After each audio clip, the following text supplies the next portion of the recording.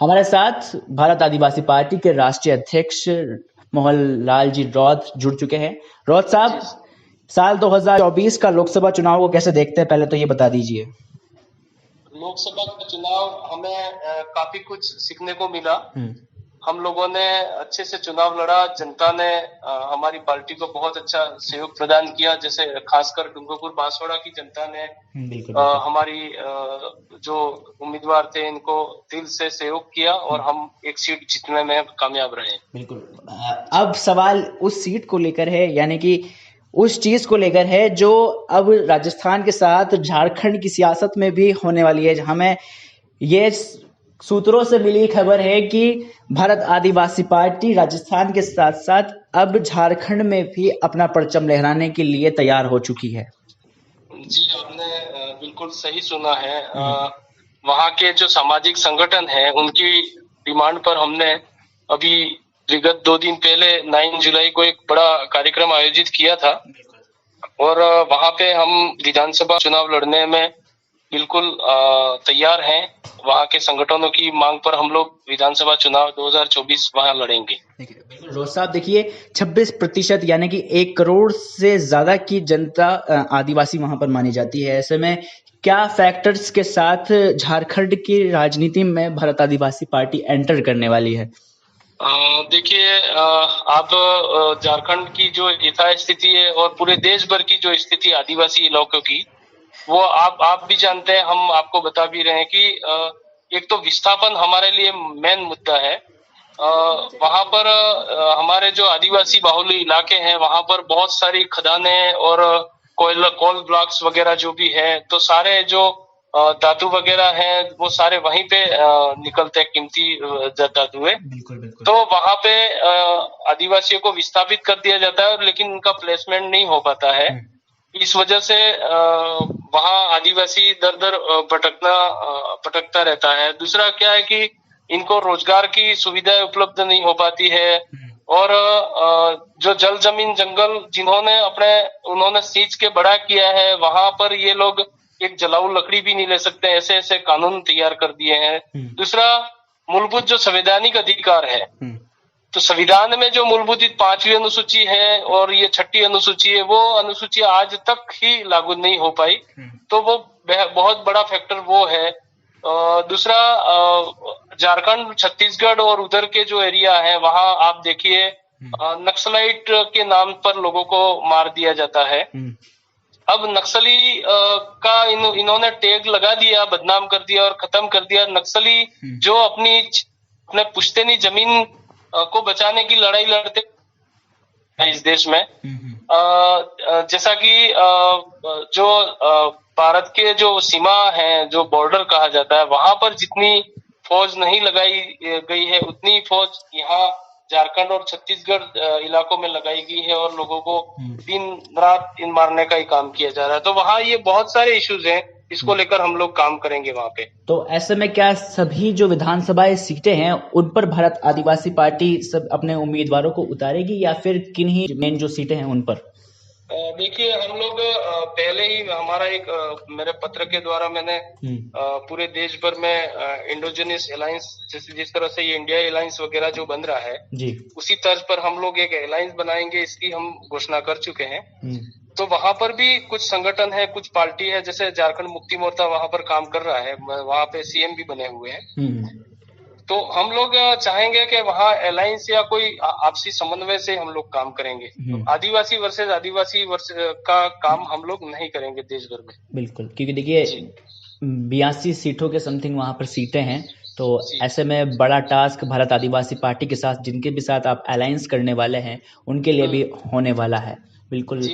तो देखिए, एक अब लास्ट सवाल मेरा, राजस्थान में उपचुनाव होना है, उपचुनाव में किस तरह की तैयारी है 84 विधानसभा सीट को लेकर?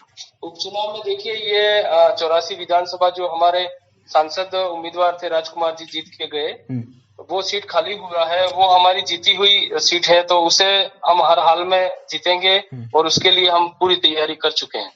क्या वही मुद्दे रहेंगे जिसको लेकर यहाँ पर चुनाव लड़ा गया था, लोकसभा चुनाव का, वही मुद्दे इस बार भी? जी बिल्कुल, जमीन जंगल रिजर्वेशन और यही पॉलिसीज रहेगी।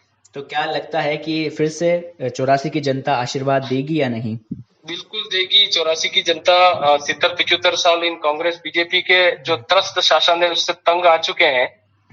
देखिए, हमारे जो मूलभूत सुविधा है, मूलभूत यहाँ की जो जल जमीन जंगल है, उसकी जो रिजर्वेशन है, इसकी पॉलिसीज की जो मांगे हैं, वो यहाँ पे 70-75 साल से कांग्रेस बीजेपी पूरा करने में कामयाब नहीं रही, इसलिए हमारा उदय हुआ है। तो निश्चित ही हमें जनता दोबारा से आशीर्वाद देगी। बिल्कुल। रोज साहब, मेरा एक और लास्ट आखिरी सवाल ये है कि जो शिक्षा मंत्री है मदन दिलावर, वो बिरसा मुंडा जयंती के दिन राजस्थान के कोटा में बिरसा मुंडा की जो मूर्ति है उसको स्थापित करने जा रहे हैं। ऐसे में ये बताया जा रहा है कि राजकुमार रौत के साथ साथ जो आदिवासियों की जो नाराजगी है वो इस बिरसा मुंडा की जयंती के दिन वो दूर करने के लिए बड़ा प्रयास मदन दिलावर की ओर से किया गया है। तो क्या आपको सही लगता है ये निर्णय, या फिर इसके जब तक वो अपने पद से इस्तीफा नहीं देते तब तक आदिवासी या भारत आदिवासी पार्टी खफा रहने वाली है? जी बिल्कुल, आपका सवाल वाजिब है। हाँ। जब तक ये इस्तीफा नहीं देंगे, क्योंकि एक जिम्मेदार पद पर रहकर इन्होंने इस तरह की निंदा वाला शब्दों का इस्तेमाल हमारे आदिवासी समाज के लिए किया गया था, तो इनको निश्चित ही इस्तीफा देना चाहिए। दूसरी बात, ये जो मूर्तियां स्थापित कर रहे हैं, ये इनका पूरी बीजेपी की और कांग्रेस की और बीजेपी की नीतियां रही हैं कि ये लोग जब वोट का समय आता है तो आदिवासी वोट बैंक के लिए ये लोग इनके बीच में जाते हैं और ढोंग करते हैं। ये जो बिरसा मुंडा की मूर्ति स्थापित करना, ये सब ये इनका प्रोपोगंडा ढोंग है। बाकी ये हमारे को जब हमारे यहाँ काकड़ी डुंगरी प्रकरण हुआ था तो मदन दिलावर जी ने हमारे लोगों को यहाँ नक्सली शब्दों से जोड़ा था।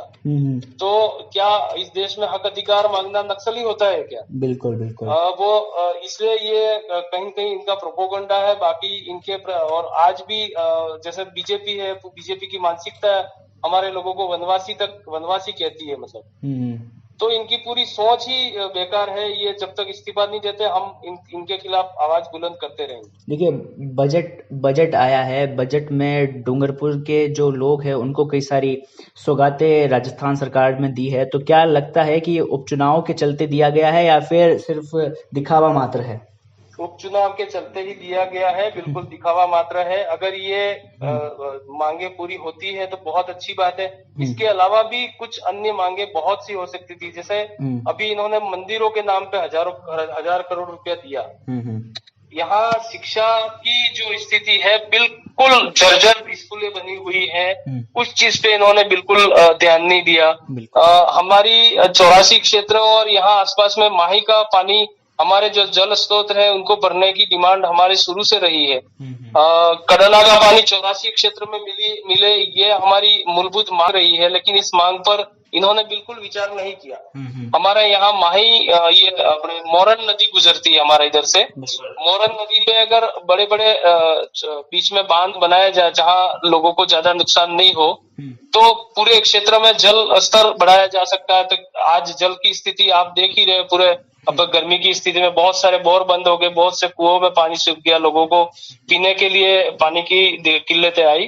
तो इन चीजों पर अगर सरकार फोकस करती है तो वो बढ़िया है, लेकिन ये अन्य चीजों में उलझा कर जो मूलभूत आवश्यकता है उस पर ध्यान नहीं दे रहे हैं।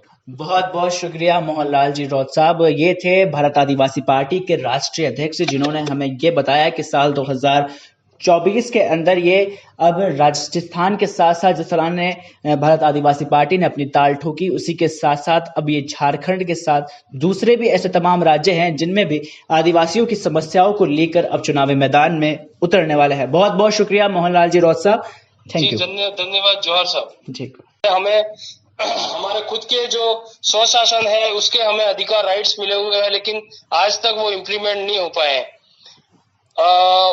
झारखंड और छत्तीसगढ़ जैसे जो इलाके हैं वहां पर माइनिंग के ज्यादा इशू आ रहे हैं। वहां पे जिस तरह से आप देख रहे हो कि सीमा, भारत की सीमा पर जितनी आर्मी नहीं लगा रखी है उतनी आर्मी वहां पर सेना लगा रखी है।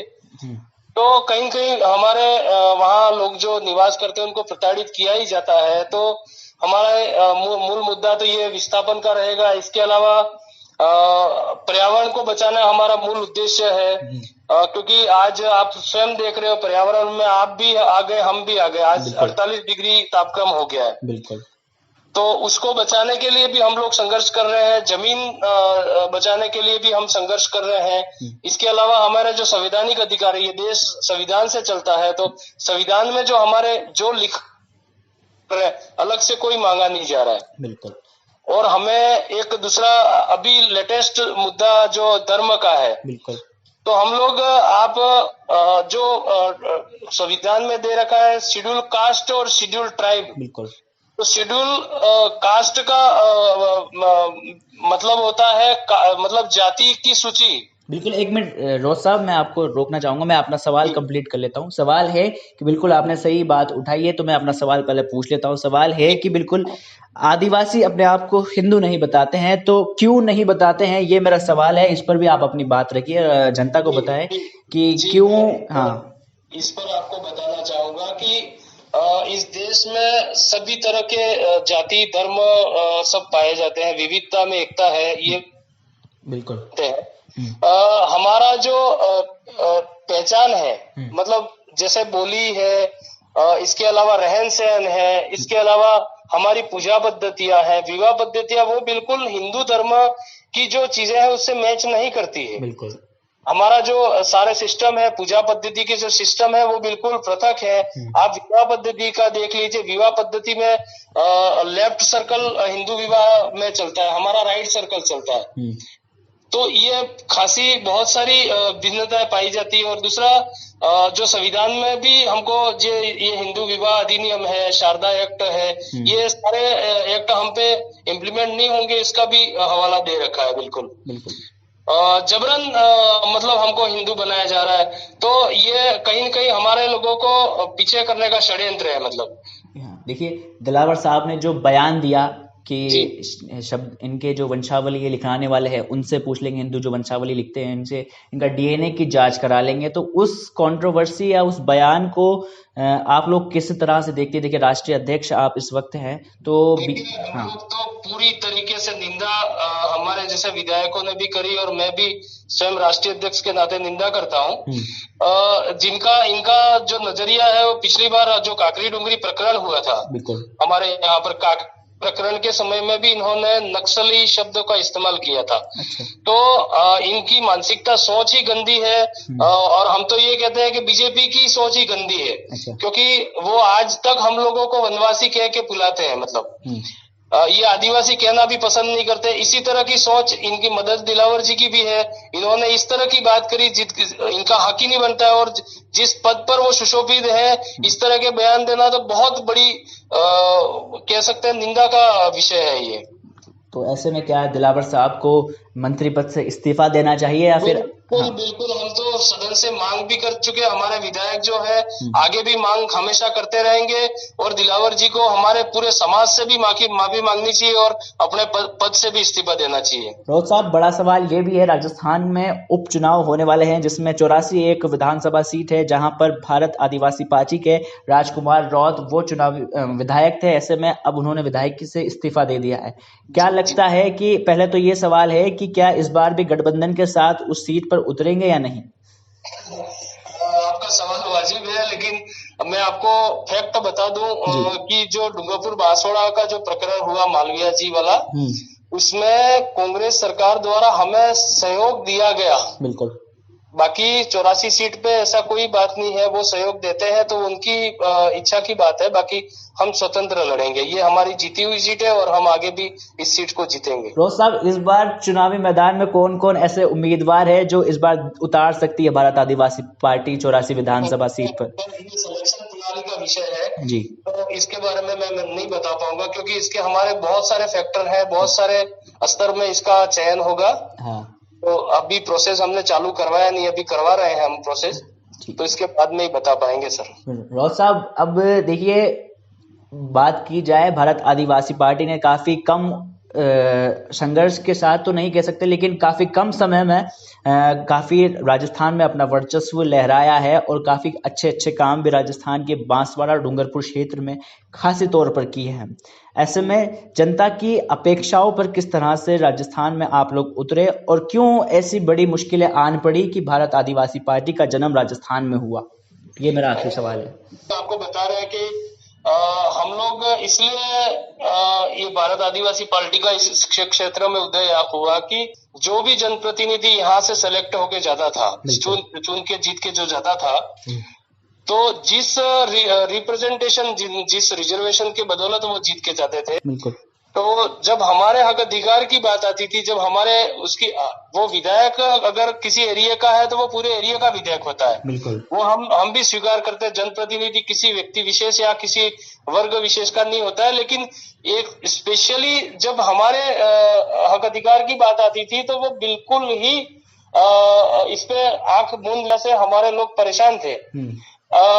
सरकार ने हमारे खिलाफ ऐसे राइट्स मतलब ऐसे कानून बना लिए जो आज हमारा व्यक्ति सिर्फ कागज थैलियों में लेके घूमता हो गया। इसके पास कुछ भी पता नहीं, न जमीन को वो करने का पता है, न उनके पट्टों का पता है, न कुछ नहीं, सिर्फ इनके नाम का इस्तेमाल होता है। बाकी जो लाभ लेने वाली चीज है वो दूसरे लोग ले लेते हैं। तो जब हमारे रिप्रेजेंटेटिव जनप्रतिनिधि चुन के जाता है तो हमारी जब बात आती है तो बिल्कुल चुप हो जाते थे। बिल्कुल। तो इसलिए हम लोगों ने सिलेक्शन का एक विधि अपनाकर एक पार्टी का गठन किया था। हम लोग पहले तो सामाजिक जनजागरण कर रहे थे, लेकिन धीरे धीरे पता लगा कि हमारा जो हक अधिकार का डाका डाला जा रहा है वो सिर्फ इस राजनीति की वजह से डाला जा रहा है।